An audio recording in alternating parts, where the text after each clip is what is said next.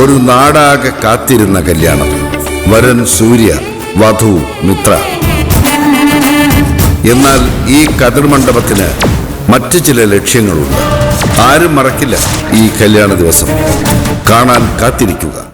സ്വയംവര പന്തൽ എല്ലാ ദിവസവും രാത്രി 8 മണിക്ക്. കൊണ്ടുപോയി സൂക്ഷിച്ചു വെച്ചോ. എന്റെ മോന്റെ ഒരു കാര്യം. അയ്യോ ശിവൻ.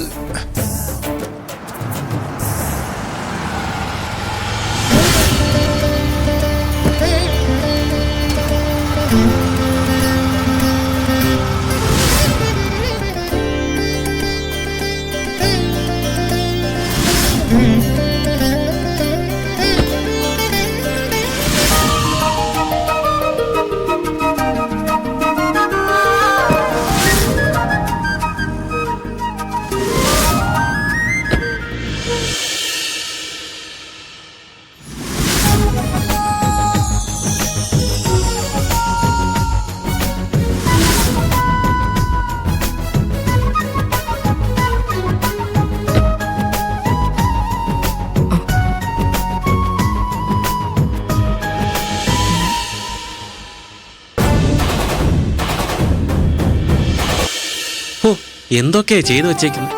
ഇതൊക്കെ ഇത്ര ഡീറ്റെയിൽ ആയിട്ട് പ്ലാൻ ചെയ്യാൻ അച്ഛൻ തലപൊഞ്ഞ് ആലോചിച്ച് കാണും. ഇതിനൊക്കെ വേണ്ട അഡ്വൈസ് കൊടുക്കാനല്ലേ ഇവന്റ് മാനേജ്മെന്റ്. പോരാത്തതിന് നമ്മുടെ വാസു അങ്കിൾ 24 മണിക്കൂറും ഇതിന്റെ പുറകെ തന്നെ ആയിരുന്നില്ലേ? അവിടെ ഇങ്ങനെ വായി നോക്കി നിൽക്കാതെ അകത്തോട്ട് കയറി വാതിരെ. ഇന്നത്തെ ദിവസമെങ്കിലും ചേച്ചി ഒന്ന് വഴക്ക് പറയാതിരുന്നൂടെ അമ്മ? കല്യാണ പെണ്ണ അവള്. ഒരിടത്ത് അടങ്ങി ഒതുങ്ങി നിൽക്കാതെ ഇങ്ങനെ തെരപ്പര നടക്കല്ല വേണ്ടത്. ചേച്ചിയും ഗോപി അകത്തേക്ക് ചെല്ല്. ഞാൻ ഇവിടേക്ക് ഒന്ന് നടന്നു നോക്കിയിട്ട് വരാം. ആതിരെ നിന്നോടാ പറഞ്ഞ അകത്തേക്ക് വരാൻ. അമ്മ നടന്നോളൂ, ഞാനും ഗോപികയും കൂടി ഇപ്പൊ വരാം. നടക്കാത്ത കല്യാണത്തിന് ഇപ്പൊ ഇങ്ങനൊരു അലങ്കാരം. വിഡ്ഢികള്.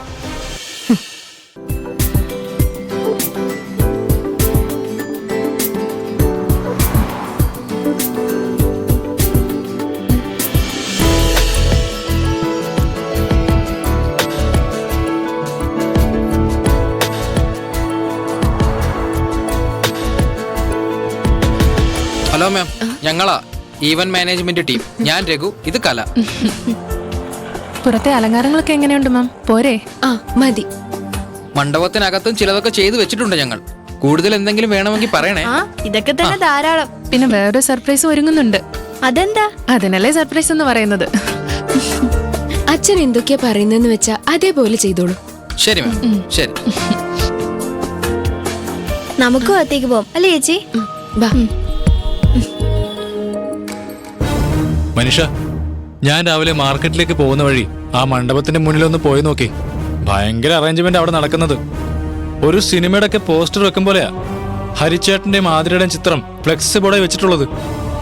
മതി വർണ്ണിച്ചത്. ഇതെല്ലാം കണ്ട് ആസ്വദിച്ച് വന്നിരിക്കയല്ലേ? മനീഷേ, നീ ഇവനോട് ദേഷ്യപ്പെട്ടിട്ട് എന്താ കാര്യം? ഞാൻ ആരോടും ദേഷ്യപ്പെടുന്നില്ല. എനിക്ക് എന്നോടാ ദേഷ്യം. എന്നാലും ആ അറുപിശുക്കൻ ഇതിനൊക്കെ കാശ് മുടക്കാൻ തീരുമാനിച്ചത് ഒരത്ഭുതം തന്നെ. രാജാ, ദേ ആ ചെറുക്കനും പെണ്ണും അവിടെ വെച്ച് തമ്മി തല്ലി പിരിഞ്ഞ് 2 വഴിക്ക് പോകുമെന്ന് ഉറപ്പുണ്ടെങ്കിൽ മാത്രമേ ഞാൻ ആ ഭാഗത്തേക്കുള്ളൂ. ഡാഡി എന്താ ഒന്നും മിണ്ടാത്തെ? അപ്പച്ചി പറഞ്ഞത് കേട്ടില്ലേ? എല്ലാത്തിനും ഒരു പ്ലാൻ ഉണ്ടാക്കുന്നത് ഡാഡിയല്ലേ? ഇപ്പൊ എന്താ ഒന്നും തോന്നുന്നില്ലേ മനസ്സില്?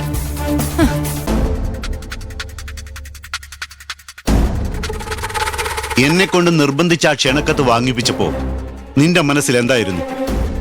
എന്തെങ്കിലും പ്ലാൻ ഇല്ലാതെ നീ അത് ചെയ്യില്ലല്ലോ. 1-2 വർക്കൗട്ട് ഞാൻ ചെയ്തു വെച്ചിട്ടുണ്ട്.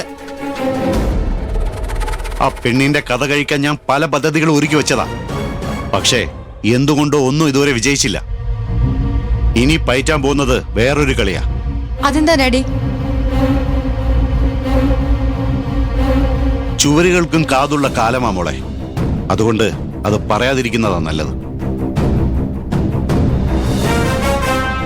ചേച്ചി കേട്ടോ, എന്റെ മകളുടെ കവിളത്ത് തല്ലിയ പെണ്ണിനെ മനസ്സിനിട്ട് കനത്തൊരടി കൊടുക്കാൻ പോവുകയാ ഞാൻ. ഇനിയുള്ള കാലം അവള് ഭ്രാന്ത് പിടിച്ച് നാട് മുഴുവൻ അലഞ്ഞു നടക്കും. അവളുടെ തന്ത നെഞ്ചത്തടിച്ച് നിലവിളിച്ചുകൊണ്ട് പിന്നാലെ ഉണ്ടാവും.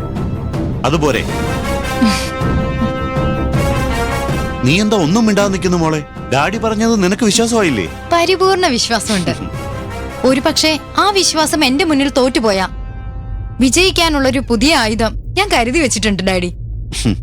അതെന്താ മോളെ പുതിയൊരു ആയുധം?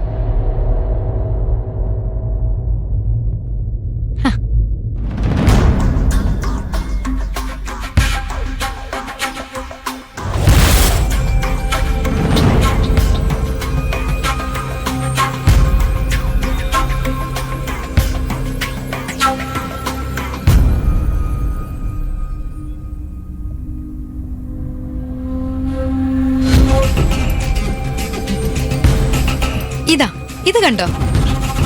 എന്താ മോളെ ഇത്? ഇതൊരു തുള്ളി അകത്ത് ചെന്നാ മതി. പിന്നെ ഒരുപാട് നേരമൊന്നും വേണ്ട ജീവനങ്ങ് പോവാൻ. അവരെ രണ്ടുപേരും കൊല്ലാൻ നീ തീരുമാനിച്ചോ? മോളെ അത് അപകടമാ. എനിക്കറിയാം അത് അപകടമാണെന്ന്. പക്ഷെ കൊന്നാൽ ആർക്കും അപകടമല്ലാത്ത മറ്റൊരാളുണ്ട്. ഞാൻ. മോളെ നീ എന്താ ഈ പറയുന്നേ? അതെ ഡാഡി, ഞാൻ മരിക്കാൻ തീരുമാനിച്ചു തന്നെയാ. മതി, തരാനല്ലേ പറഞ്ഞ തരാൻ. വരന്റെ ചെറിയച്ഛന്റെ മകൾ കല്യാണ മണ്ഡപത്തിൽ മരിച്ചു വീണെന്നറിഞ്ഞാൽ എന്തായാലും ആ കല്യാണം നിർത്തിവെക്കേണ്ടി വരും.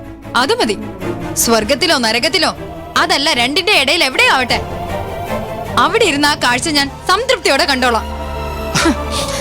ഇങ്ങനൊന്നും പറയല്ലേ എന്റെ മോളെ. മനീഷ, നീ എന്തൊക്കെയാ പറയുന്നേ? മിണ്ടരുതാരും. ആ കല്യാണം മുടക്കാൻ വേണ്ടി മരിക്കാൻ വരെ ഞാൻ തയ്യാറാ ഡാഡി. മോളെ ആ കുപ്പി ഇങ്ങത്താ, തരാനാ പറഞ്ഞേ. ബുദ്ധിമോശം കാണിക്കല്ലേ മോളെ. എങ്കിൽ പിന്നെ നിങ്ങൾ രണ്ടുപേരും കൂടി ബുദ്ധിപൂർവ്വം എന്തെങ്കിലും കാണിച്ചതാ. അന്നേരം ഞാൻ അതിനെ കുറിച്ച് ആലോചിക്കാം. മോളെ ആ കുപ്പി ഇങ്ങത്താ, കുപ്പി ഇങ്ങ് തരാൻ. തരാനാ പറഞ്ഞേ. മനീഷ, മോളെ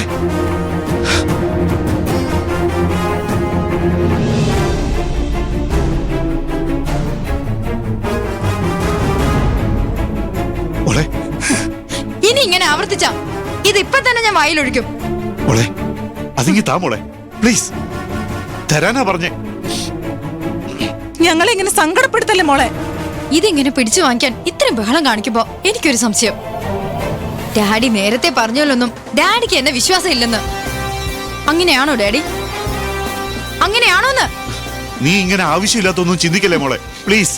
നിന്റെ ഡാഡിയെ പറയുന്നേ. ഇത് ഞാൻ കുറെ കേട്ടതാ. ഈ കല്യാണം മുടക്കാൻ ഡാഡി എന്തൊക്കെ ചെയ്തു? പറ ഡാഡി, എന്തൊക്കെ ചെയ്തു? ഗുണ്ടകൾ അവരെ വിട്ടു. അവർക്കൊക്കെ വല്ലതും ചെയ്യാൻ സാധിച്ചോ? ഏക പോംവഴി എന്റെ മരണം തന്നെയാ. മോളെ ഡാഡി ഇത്രയും പറഞ്ഞിട്ടും എന്റെ മോക്ക് വിശ്വാസമായില്ലെങ്കിൽ അത് എനിക്ക് താ മോളെ, താ, എനിക്ക് താ. ഡാഡി, ഞാൻ തോറ്റു പോകുന്നു ഡാഡി.